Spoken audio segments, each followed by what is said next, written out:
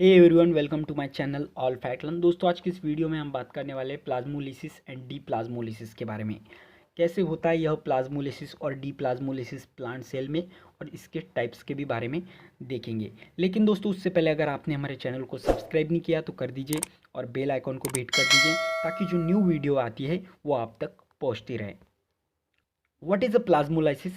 Plasmolysis is the defined as the process of contraction or shrinkage of the protoplasm of a plant cell and it's caused due to the loss of water in the cell. Plasmolysis एक ऐसी process है जो कि cell में का जो protoplasm है, इस प्रोटोप्लाज्म में का जो वाटर है, यह वाटर क्या कर देता है, सेल लॉस कर देता है। यह वाटर लॉस हो जाने की वजह से ये जो प्रोटोप्लाज्म है, जिसे हम साइटोप्लाज्म भी कह सकते हैं, यह क्या हो जाता है, श्रिंक हो जाता है, कॉन्ट्रैक्ट हो जाता है। जो कॉन्ट्रैक्ट हो जाता है, इसी प्रोसेस को क्या कहते हैं, प्लाज्मोलिसिस कहते हैं। वाटर लॉस हो जाने की वजह से जो प्रोटोप्लाज्म का कॉन्ट्रैक्शन होता है, इसी प्रोसेस को प्लाज्मोलिसिस कहते हैं।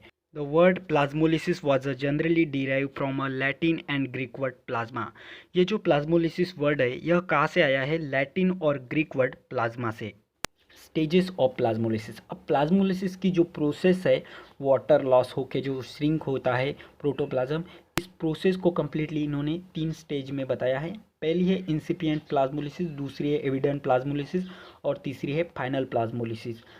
Incipient plasmolysis, it is the initial stage of plasmolysis during which water start flowing out of the cell। ये जो है, यह पहली स्टेज है प्लाज्मोलिसिस की, जिसे कि हम इंसिपिएंट प्लाज्मोलिसिस कहते हैं। इसमें क्या हो जाता है, सेल में का जो वाटर है, हाइपरटोनिक सॉल्यूशन में सेल को प्लेस करने के बाद वाटर जो है वो क्या करना, लॉस होना चालू हो जाता है। यानी कि वाटर जो है प्रोटोप्लाज्म से सेल के बाहर जाना चालू हो जाता है, जिसकी वजह से सेल का जो वॉल्यूम है प्रोटोप्लाज्म का, वो क्या हो जाता है, कम कम होते जाता है। यानी कि सेल का जो प्रोटोप्लाज्म है वो क्या हो जाता है, श्रिंक होते जाता है। नेक्स्ट है evident plasmolysis. It is the next stage of plasmolysis during which the cell wall has the reach as the limit of contraction and protoplasm. Next stage में क्या होता है, जो प्रोटोप्लाज्म में का जो वाटर है वो बहुत ज़्यादा क्वांटिटी में लॉस हो चुका होता है, जिसकी वजह से जो प्रोटोप्लाज्म है यह भी बहुत क्या हो जाता है, कॉन्ट्रैक्ट हो जाता है, श्रिंक हो जाता है। अब यह यहाँ से क्या हो जाता है, यह जो सेल वॉल है यहाँ से क्या हो जाता है, डीअटैच हो जाता है और यह बीच में स्पेरिकल शेप लेने वाला होता है।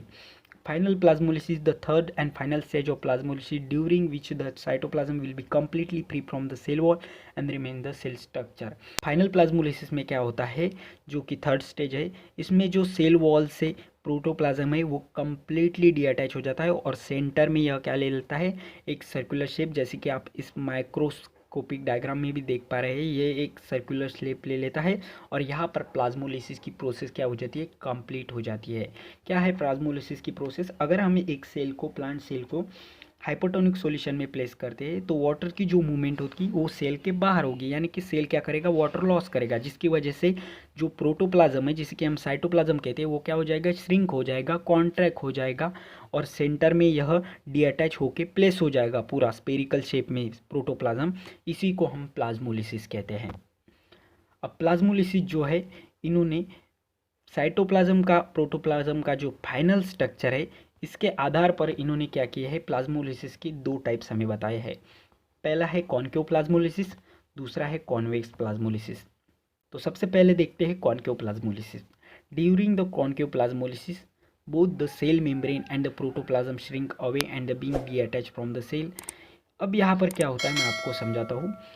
ये है हमारी नॉर्मल सेल, जिसको हमने क्या किया, हाइपरटोनिक सॉल्यूशन में डाल दिया। इसके बाद यह सेल क्या करेगी, वाटर लॉस करेगी। वाटर लॉस करने के बाद ये जो है पूरा कंप्लीटली वाटर लॉस होने के बाद सेल का जो प्रोटोप्लाज्म है ऐसा श्रिंक हो जाएगा और श्रिंक होके यह क्या हो जाएगा, कंप्लीटली जो सेल वॉल से डीअटैच हो जाएगा और सेंटर को प्लेस हो जाएगा। यह रही प्लाज्मोलाइज सेल। यह जो सेल है, इसको अगर हम हाइपरटोनिक सॉल्यूशन से निकाल के हाइपोटोनिक सॉल्यूशन में डालते हैं, यानी कि वाटर में डालते हैं साल्ट सॉल्यूशन से निकाल के, तो यह क्या करेगा, वाटर को रिगेन करेगा। यानी फिर यहाँ पर क्या होती है, रिवर्सेबल प्रोसेस होती है। यह वाटर को रिगेन करके अपना ओरिजिनल शेप क्या ले लेगा, यानी कि वाटर इसमें कम्प्लीटली एब्जॉर्ब हो जाएगा और प्रोटोप्लाज्म जो है कम्प्लीटली सेल वॉल की तरफ मूव होते जाएगा और यह पहले जैसा शेप ले लेगा।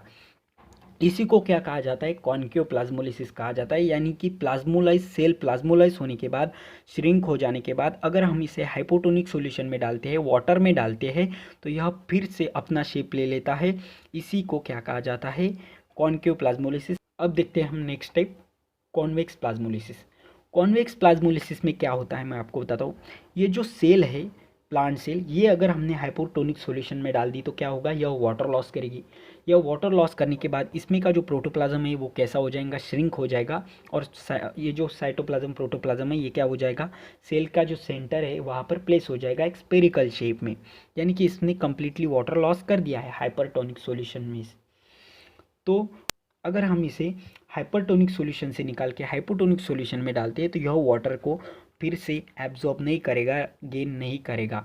इसी को क्या कहते हैं, कॉन्वेक्स प्लाज्मोलिसिस कहते हैं। यह सेल जो है प्लाज्मोलाइज के बाद कम्प्लीटली डेड हो जाता है, या फिर से वाटर के एब्जॉर्ब करने की कैपेसिटी इसमें बच नहीं जाती।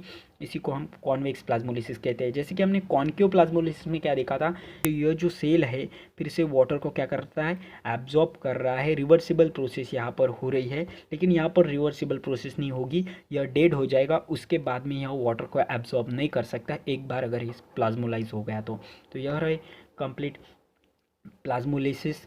अब बात करते हैं डी प्लाज्मोलाइसिस के बारे में। डी प्लाज्मोलाइसिस यानी कि क्या, अगर हम कोई प्लाज्मोलाइज सेल लेते हैं, यानी कि जो श्रिंक हो चुका है, इस सेल को अगर हम हाइपोटोनिक सॉल्यूशन में डालते हैं, और हाइपोटोनिक सॉल्यूशन में डालने के बाद अगर यह सेल कंप्लीटली वाटर को एब्जॉर्ब कर लेता है, गेन कर लेता है, श्रिंक से क्या हो जाएगा, यह स्वेल हो जाता है। तो इसी प्रोसेस को क्या कहा जाता है, डी प्लाज्मोलाइसिस। यानी कि वाटर को यह कंप्लीटली एब्जॉर्ब कर लेगा, स्वेल हो जाएगा, टर्जिट हो जाएगा हाइपोटोनिक सॉल्यूशन में डालने के बाद। इसी को क्या कहा जाता है, डी प्लाज्मोलाइसिस कहा जाता है। यानी कि वाटर की जो मूवमेंट होगी वो बाहर से किस में होगी, सेल में होगी, जिसकी वजह से सेल क्या हो जाएगा, स्वेल हो जाएगा। तो यह कंप्लीट प्रोसेस रही प्लाज्मोलिसिस एंड डी प्लाज्मोलिसिस के बारे में। तो उम्मीद करता हूँ दोस्तों आपको वीडियो पसंद आई होंगी। ऐसी कई वीडियो देखने के लिए वीडियो को लाइक और चैनल को सब्सक्राइब कर दें। धन्यवाद।